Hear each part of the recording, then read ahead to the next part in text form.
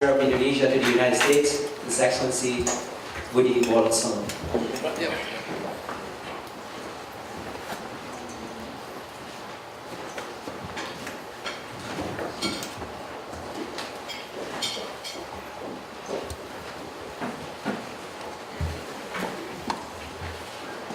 His Excellency Mr. Ignatius Lukita, the Ministers of Trade of the Republic of Indonesia, Vice Chairman of the Indonesian Biofuel Producers Associations, Bapak Paulus Cakrawan, Secretary General of the Indonesian Palm Oil Association, Kanya Lasmi Siddhartha, Director of the Indonesian Palm Oil Estates Fund, Mr. Dono Rustami, Director of the Indonesian Vegetable Oil Associations, Mr. Bernard Alexander Rido, distinguished guests and gentlemen, first and foremost, allow me to welcome you all at the embassy for this important event. This seminar, parts and parcels of the Indonesian Trade Minister's visit to the US, is indeed a vital component of our endeavors to celebrate the 70 years of Indonesia and the US bilateral relations. We aim at forging our bilateral ties to greater heights in all aspects, including trade. Thereby, the seminar is called to contribute enhancing our relations by providing a better understanding on why palm oil matters and benefits both Indonesia and the US. For decades, palm oil serves as an important contributor to economic development in developing countries, including Indonesia.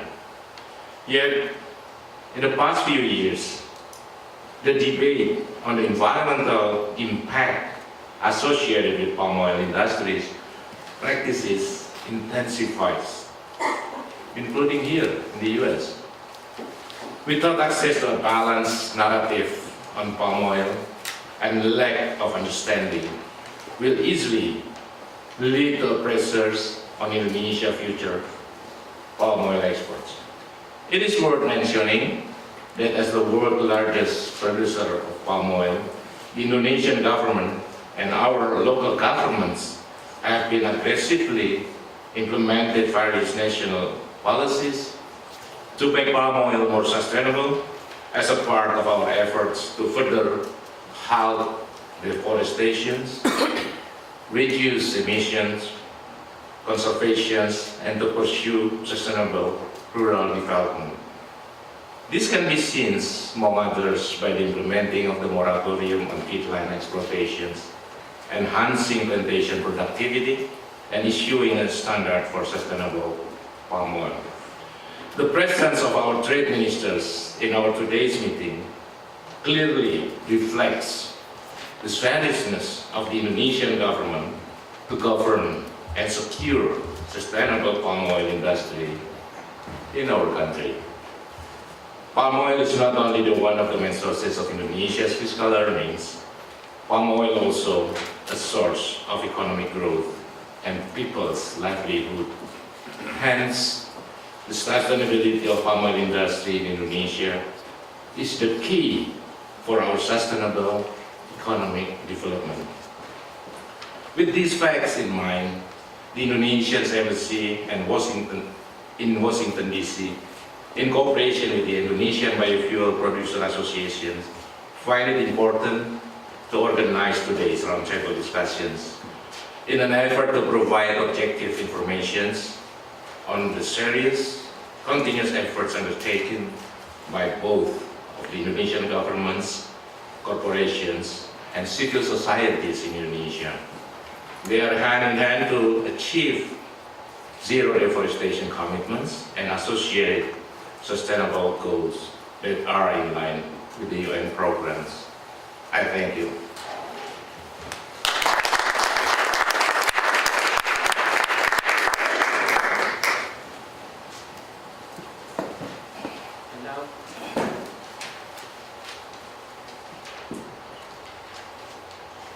And now, ladies and gentlemen, please join me in welcoming our keynote speaker, Indonesian Minister of Trade, His Excellency Enggartiasto Lucita.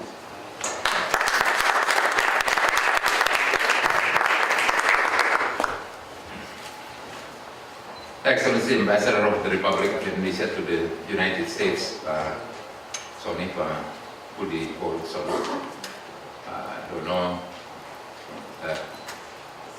Secretary General, distinguished guests, ladies and gentlemen, a very good afternoon, very good morning to all of you. Let me, first of all, thank you for inviting me to speak at this very important event. I am very pleased to meet all of you, the US and Indonesian palm oil stakeholders, think tanks, as well as the media. This is my second official visit to Washington, D.C. in 6 months.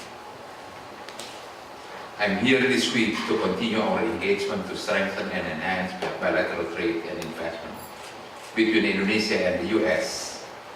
As I conveyed last year, we will export more to the US. But at the same time, we will import more from the US. That's how we do trade, through collaboration and partnership. I therefore welcome the event such as this, whereby the two parties engage in an open dialogue to find ways and means to strengthen partnership between Indonesia and the US. Partnership on palm oil is one of my special focus. You all may be already aware that palm oil plays a significant role in our economy. It contributes to poverty alleviation and development of rural areas and support the national economic development in general. Efforts to develop the palm oil sector to promote rural development and address poverty in Indonesia can be traced back to the late 90s. Well, before the adoption of the Sustainable Development Goals in 2015. As a result, from 2001 to 2010, the palm oil sector in Indonesia had helped 10 million people out of poverty, and at least 1.3 million villagers in rural areas were lifted out of the poverty line. Palm oil cultivation can generate high, stable incomes for smallholders. It creates a rural middle class that lasts for several generations.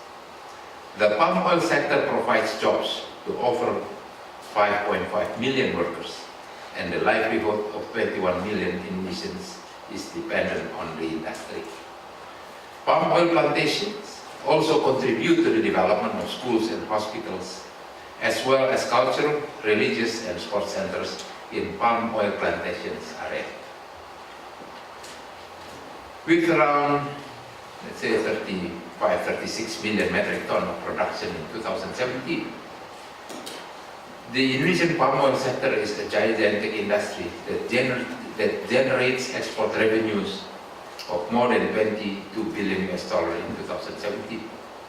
It is no exaggeration to say that the palm oil industry is one of the most important sectors for the Indonesian economy, as Boeing to the United States economy, or Airbus to the EU.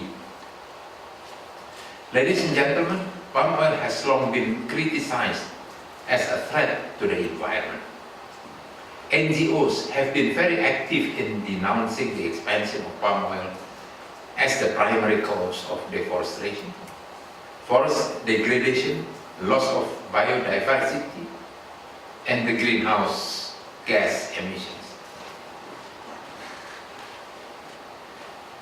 To respond to such concerns, we launched the Indonesian Sustainability Palm Oil, or ISPO initiative in 2011, and ISPO certification in 2015, which is being revamped now to make it more effective.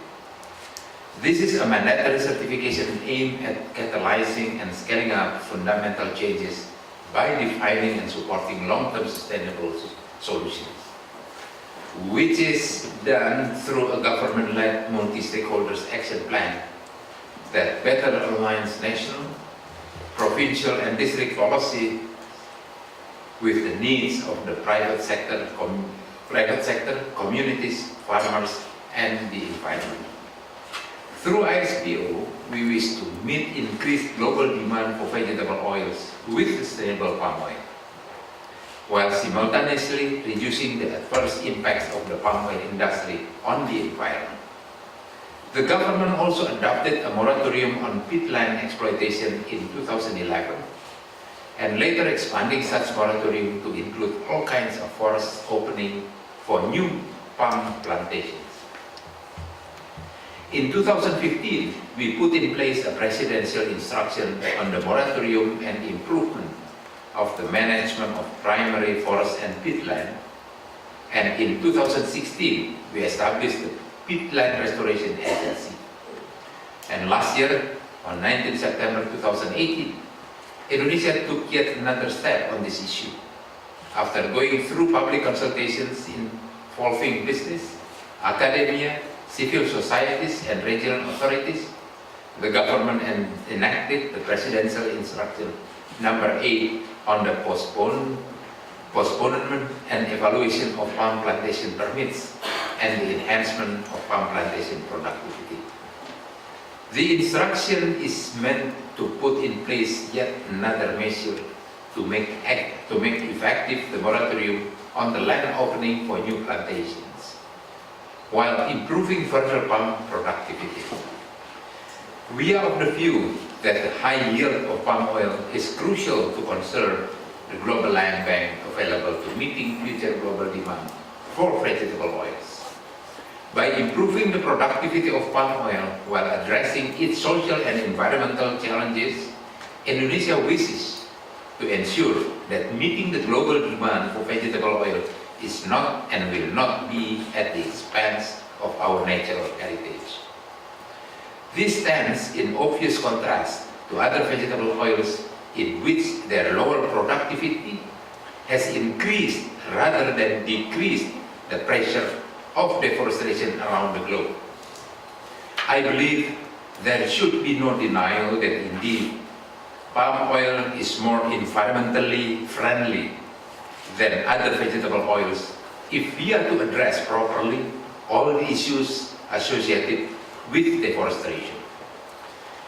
If we look at the water consumption to produce 1 gigajoule of bioenergy, palm oil only needs 75 cubic meter of water, compared to 118 cubic meter for cassava, 126 cubic meter for coconut, 105 cubic meter for maize, 100 cubic meter for soybean, which we buy from US.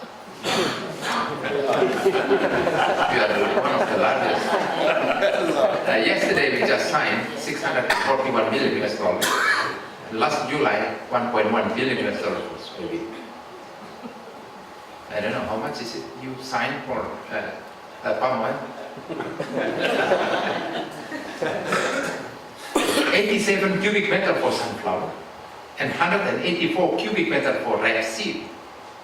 Well, rapeseed, 184. So stop using rapeseed.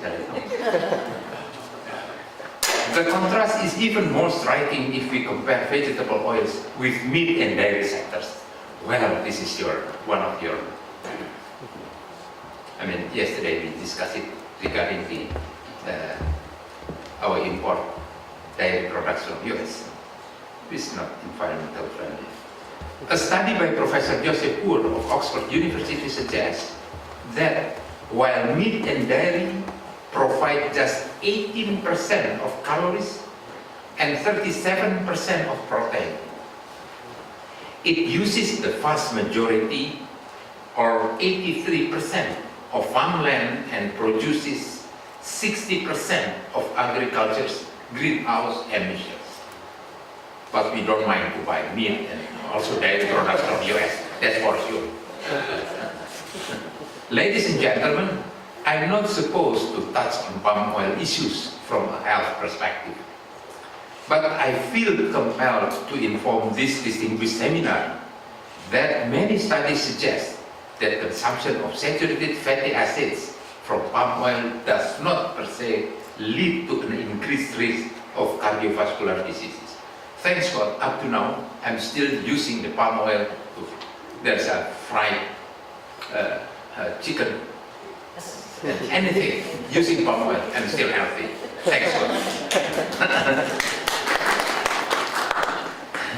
Even if we assume that saturated fat needs to be regulated, the measures taken should be non-discriminatory in nature by targeting all food products that contain saturated fats regardless of the origin of the fats, whether from vegetable oils or animal fats. And let me bring in yet another perspective. Lion Air, Indonesia's largest privately run airline and the second largest low-cost airline in Southeast Asia after AirAsia, purchased only one passenger aircraft from Boeing back in 1999.